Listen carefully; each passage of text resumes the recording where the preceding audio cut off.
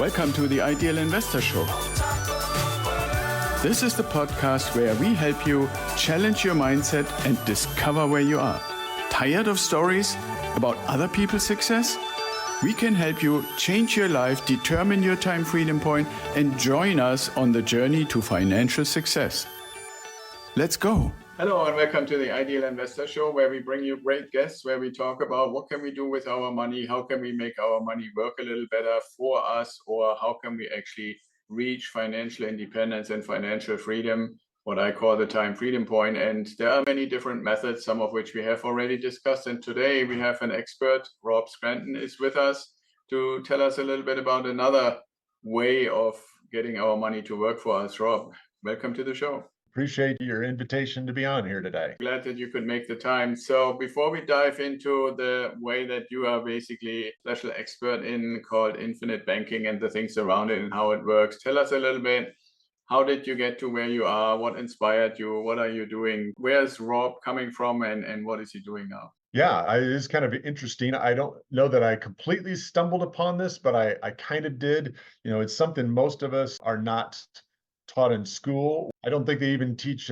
basics like how to write a check or balance a budget or anything else in school anymore. So how could we expect to have learned this kind of stuff? But I got my degree from the University of Illinois in Champaign-Urbana in accounting and finance, and moved up to Chicago after school. And I worked for a public accounting firm preparing tax returns for large corporations and rich individuals and doing audits of companies. And what seemed like they kind of encouraged you to do, what it looked like all my workmates were doing, and my friends and family and parents, and putting money into indexed mutual funds and 401k at work and so forth. And eventually I moved that to a certified financial planner, and I thought I was on track and doing really well. And then 2008, 2009 hit with this financial crisis thing, and financial planner did such an amazing job of losing 45% of everything that I had saved and worked for up to that point in my working career. And I was not too impressed or happy about that. So I started I started thinking, what would have happened if the timing would have been different? And this was the year I retired, and I no longer had an income, and I had no ability, time to catch up or make up for that. And I even saw that with my parents' friends retiring about that time and also losing about half their retirement.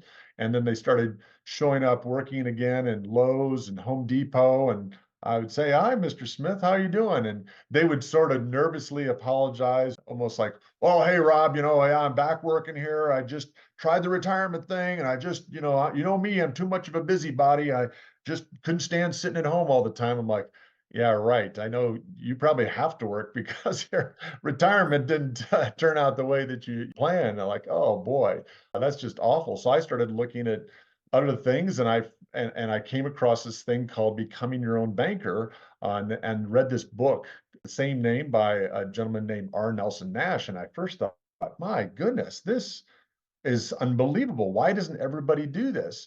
And then that kind of was a little bit of a red flag for me, as I thought, well, this almost sounds too good to be true.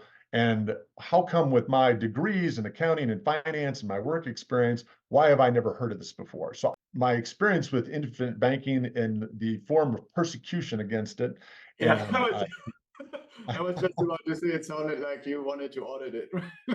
Yeah, I was like, well, how come I haven't heard of it? And it almost does sound too good to be true. There's got to be something wrong. What am I missing here? And I started using that accounting brain and started trying to pick it apart and, kind of tear it apart from the inside out and try to almost like prove that it wasn't true, that it was false, it was fake, that it was a scam. Actually, the opposite happened. I went from persecutor to an evangelist, as I realized, wow, everything they're saying is completely true, 100% accurate.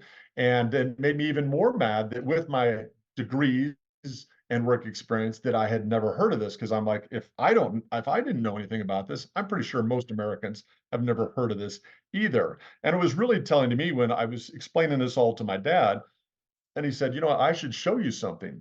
So he brought out this old policy. He's like, it's probably you're old enough. It's probably time for you to take this over anyways. And he brought out this old life insurance policy. Yes, Just so your listeners don't run for the exits right at the moment. We're going to talk a little bit about whole life insurance in a minute. And he showed me this policy he got on me when I was an infant. It was basically a burial expense policy, and it was a $50 a year premium. And now it was 30 some plus years old. And he showed me, he said, "Yeah, here's the premium that you pay." And he says, "Now look at this. The cash value goes up inside the policy. It's accumulating cash, and that goes up $350 a year every year that you put that $50 in there." And I did the quick math in my head. I'm like, well, I think that's a little bit better than what my financial planner was always jumping up and down on the couch like Tom Cruise on the Oprah show. He was so excited when I got a 6 or 7% return. And I'm like, this whole life insurance policy I didn't even know about, that my dad's just been putting $50 a year into, and it's growing by 350 a year. If my math's even close to being right, that's like a 700% return on the dollars that I'm putting into this policy every single year. Like, that's just unbelievable. So that really brought it home to me, as this is real and this is true, because here I had an actual example of a policy on my life that my dad had taken out many years before. Because up to that point, it's kind of books and theory and stories until you've got something in front of you that's yours, that's actually real. And so I slowly started building my infinite banking system, and I've used it really for every piece of real estate that we bought or purchased, or most every financial move that we've done ever since, over the last 14 or 15 years. And now I teach people this and go on podcasts. And like I said, it's kind of the evangelist, part of me that has been part of my life ever since then. No, that's cool. One thing that I wanted also, just for people, like we said, education, especially in some of these fields, is not that precise. I mean, most people have probably heard about life insurance, but they're not typically differentiating, unless they speak to a broker or stuff like that, between term life insurance and whole life insurance. Can you just for a moment explain the difference, so that we have a kind of common foundation, so to speak? Yeah, so maybe I'll speak to some of the common phrases people hear. Rather than buy whole life insurance, you should buy term and invest the difference. And that's can be a good strategy if people have really limited funds. But I oftentimes sold on, most people are buying their life insurance, or being sold in their life insurance from the standpoint of trying to get the greatest amount of death benefit for the least premium that they possibly can. We kind of turn that on its ear, because we're using this mostly for this infinite banking system. So we're trying to get the least amount of death benefit and get with the most amount of premium that we possibly can get in there. Because that's the argument sometimes you'll hear from people: "Oh, whole life insurance is really expensive." Well, I mean, it depends on the time frame you're talking about. Because if you're just looking at year one, yes, maybe. But think of the name of the product. Permanent life insurance, or whole life insurance, is meant to last your entire life. It's supposed to be permanent. And so if you look about 10 years out, we will have gotten back all of the dollars that we've ever paid in premiums in the form of cash that we have available to use or do anything we want. By about year 10, we'll have gotten every single dollar back that we've ever deposited into these premium policies. And from that point on, the cash value continues to grow, the death benefit continues to grow, the premiums stay the same, and we essentially have a free life insurance policy at that point. So over the course of a lifetime, whole life insurance is far less expensive, and probably the only insurance you'll ever buy that's guaranteed at some point in your life to pay out. Because the problem with term is it is for just a term, and the term is typically the period of time in your life when you're statistically very unlikely to die. And the insurance company loves that, because you just pay premiums forever. And if you don't die, those dollars are all just wasted.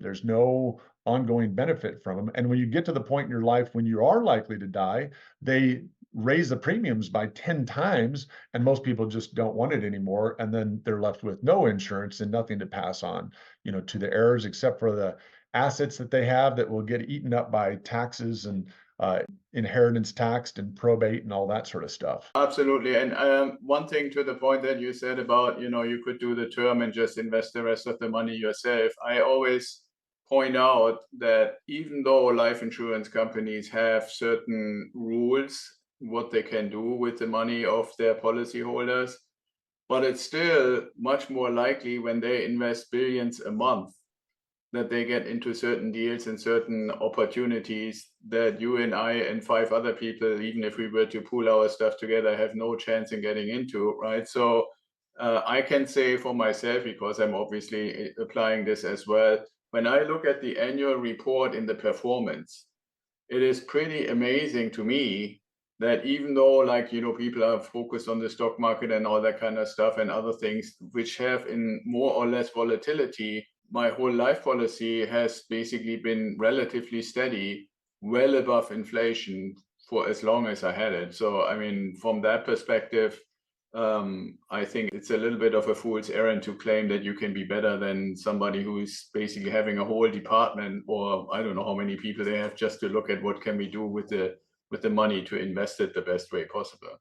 Yeah, with these type of banking policies in particular that we designed specifically for this, nobody's ever lost money with a whole life insurance policy. It can't ever go down or have a bad year. It can only go up, and it just gets better and better every year because it's guaranteed in a contract with the insurance company. And when you hear that term, buy term and invest the difference, well, with your whole life insurance policy, why not buy whole life, then borrow the money, and then go invest that difference? Because what that allows you to do is earn the rate on that money when you go invest in something. Meanwhile, because of the specifics of these life insurance policies, you never stop the compounding and growth and cash accumulation inside the policy for even a single day, even when you've got the money borrowed out, investing it somewhere else. It really allows you to earn an interest rate in 2 different places at the same time with the exact same dollar, because you're not actually taking the money out of the policy. What you're doing when you take a loan from your policy is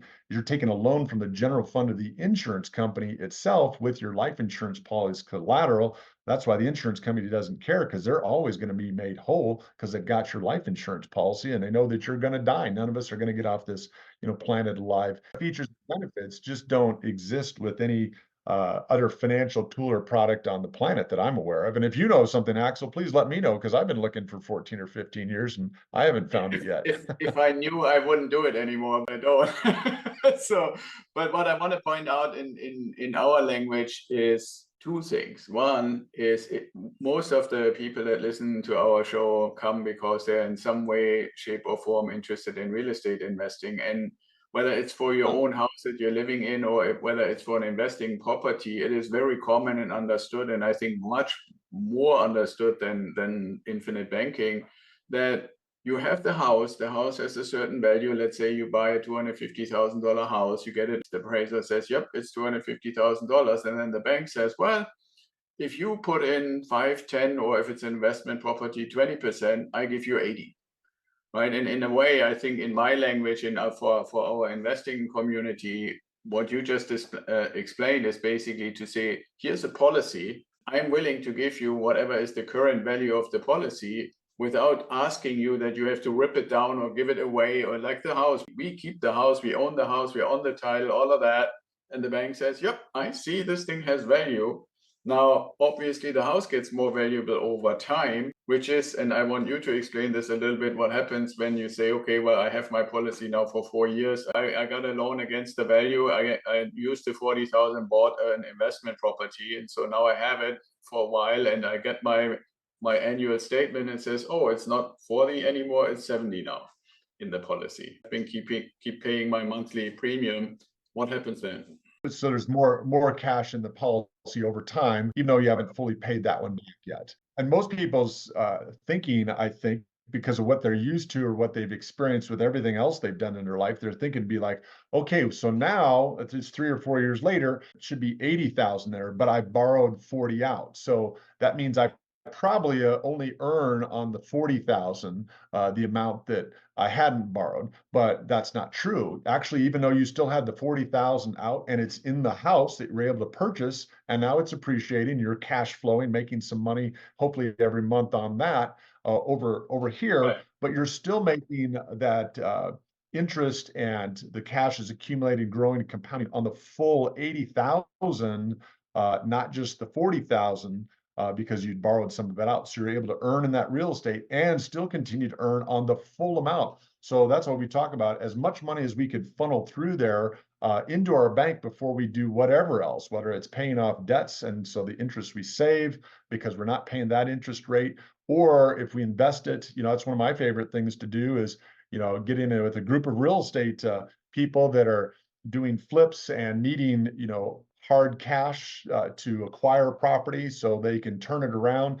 And maybe I'm borrow 100,000 from the cash value of my policy, and I give it to this flipper. He puts me in first lien position on his property, and he promises to pay me 6% interest to have access to my capital for 2 months. So in 2 months, he returns that 100,000 to me, all my capital, and I replenish that amount that I borrowed inside the policy. Plus, he pays me another $6,000. And meanwhile, the whole time I had that 100,000 borrowed out, I never stopped the cash growth accumulation compounding inside the policy, even for a single day. And I think that's a hard concept for people to wrap their heads around, because if you took that money out of Wells Fargo and then gave it to that flipper, you would earn the 6%, but you would earn nothing else, because as soon as it left Wells Fargo, you'd stop earning, the 0.06% interest that you had been, earning on it before. Yeah, exactly. I mean, for what we have done, or I have done, I can only use my own example, is that when you have to show, or what some people call proof of funds, most organizations, lenders, banks, and stuff like that want to see those funds in your account for 2 months. A little bit putting what you just mentioned on steroids would be to say, okay, I have 30 or 40,000 that I can borrow from my life insurance policy, put that into this high yield savings account for 2 months. Now it's basically vested money. Now I can say, okay, Right. I want to basically put leverage on it and use the 40,000 on a $200,000 house.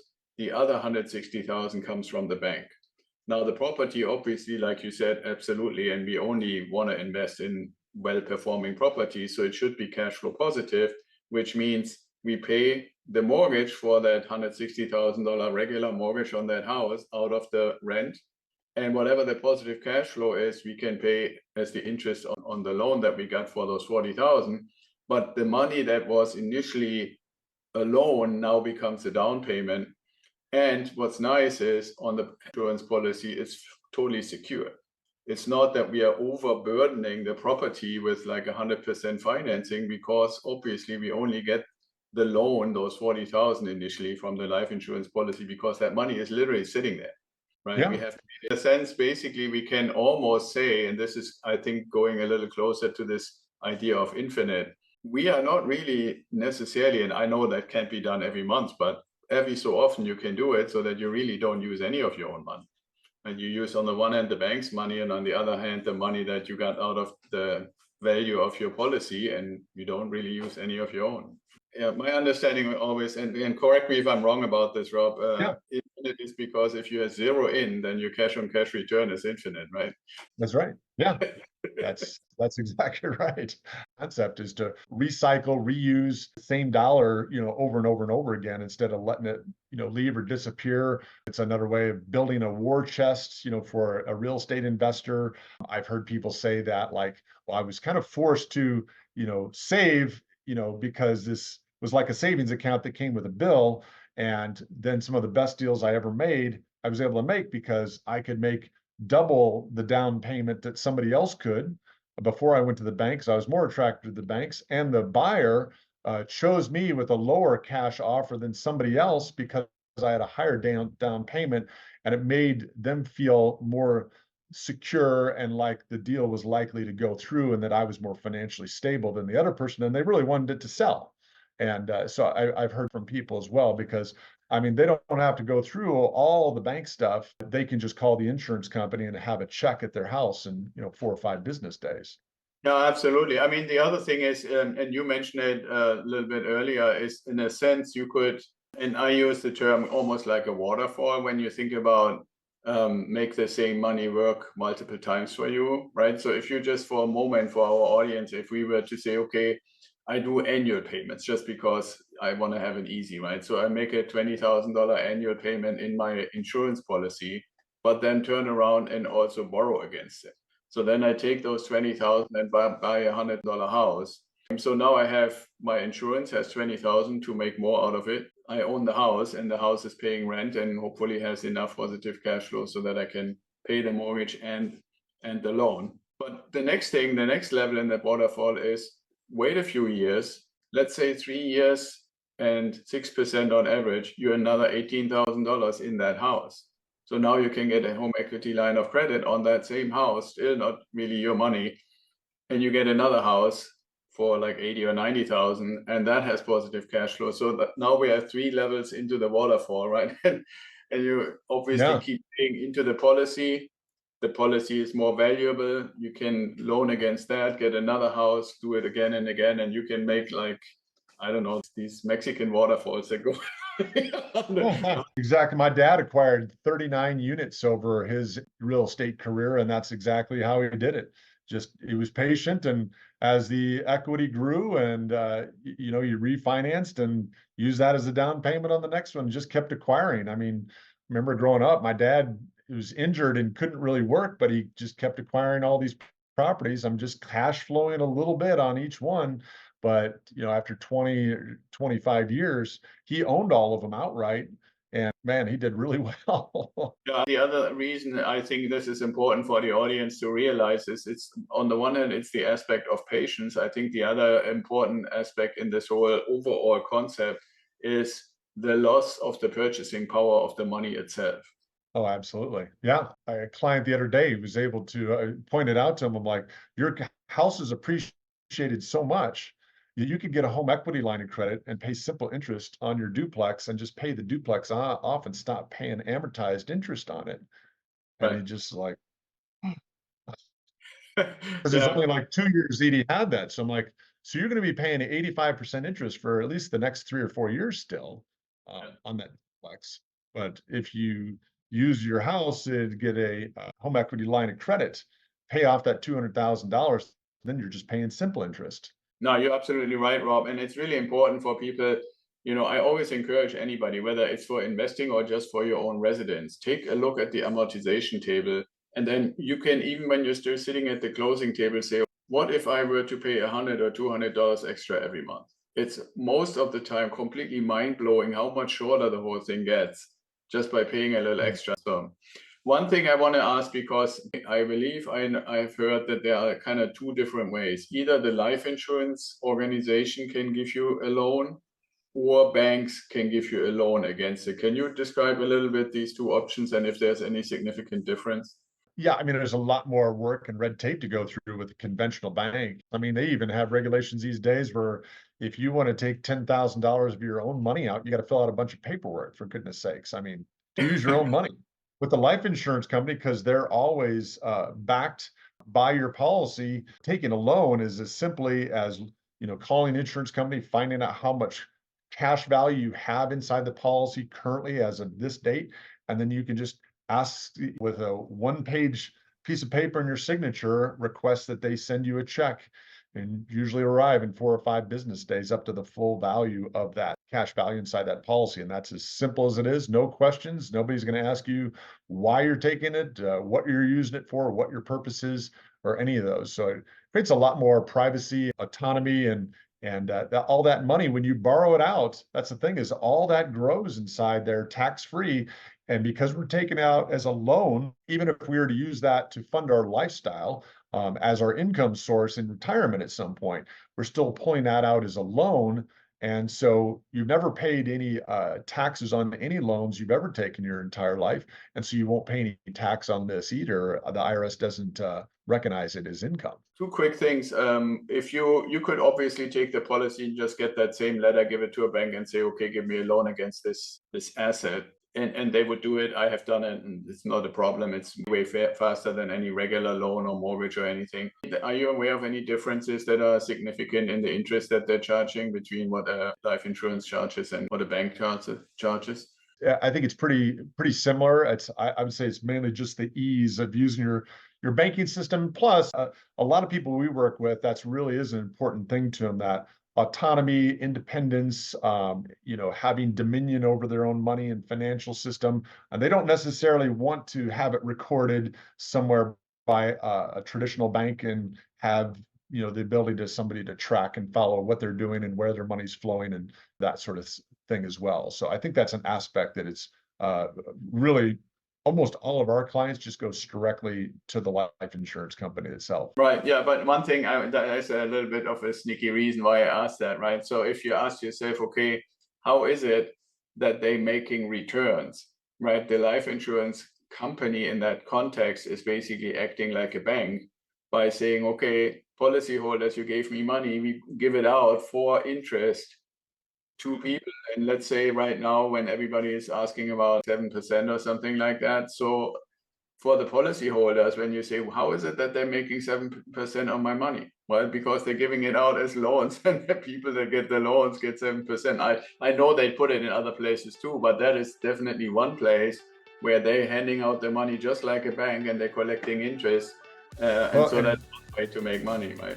Sort of the unique thing about these type of policies that we put together, we can only really utilize this infinite banking system with a mutualized insurance company. There's over 1,000 insurance companies that can write you an insurance policy, but there's a very small number that are mutualized, where basically the company itself was created for the benefit of the policyholders. And as a policyholder, you're also an owner of the company. So you don't just get that guaranteed interest rate that they would pay you like at the bank, but you also are participating in the form of dividends. And that is also growing and accumulating and purchasing more paid up additions and continuing the cash value growth inside of it as well.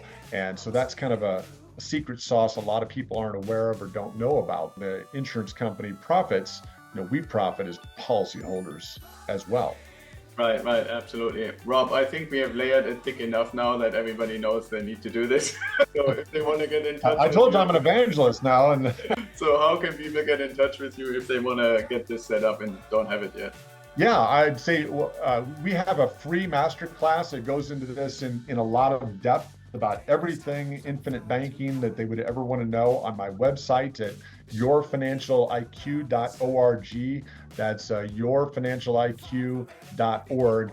And one of the things that I go into on there, I don't know how many of your listeners, Axel, have ever got back all the money for the cars that they've bought, driven, and owned over their life. I'm guessing a lot of them haven't got very much of the money back, but we can show them with actual math. We give examples of how they can get back going forward all the dollars for all the cars that they're ever going to buy, drive, and own for the rest of your life. A lot of times that's kind of interesting to people. So we have a free masterclass they can get access to on our website and learn exactly how to do that. Yeah, that's very cool. And I want to tell people you have to have a little bit of patience, because I went through the process earlier today and I thought, did I do something wrong? Where's that email? And it took about 8 minutes. That shows you how impatient I am until it popped into my inbox. But I can say it works, and it's a great video class. Okay, good. I'm always glad to hear that the links haven't moved down when I suggest people. Okay, last good. thing, real quick, Rob, I always ask at least one or two of these final questions. If you has nothing to do with infinite banking or anything, but if you could meet anybody, who would it be and why? Let's see. I think it would probably any of the original 12 apostles, just to talk to them about what their experience was meeting Jesus and what it was about him that made them all, give their lives up for what they learned or, what he taught them. Ultimately, that they thought that obviously that was worthwhile of spending their life and their time telling people about that, like my evangelism with infinite banking, and why it was worth ultimately sacrificing their life for that. I think that would be a really interesting discussion. When you do that, can you also ask how they made bread and wine out of nothing? I want to know. Yeah, that was part of my thinking, to see the secrets and tricks there. Cool. Well, thank you so much, Rob. It was great fun. I'm sorry we went a little longer than anticipated, but I think we really got the message across and why it's important to have whole life insurance and at least some of the options that people can do to grow their portfolio. Podcasts always go longer when you're having fun. So thanks, Axel. Yeah, exactly.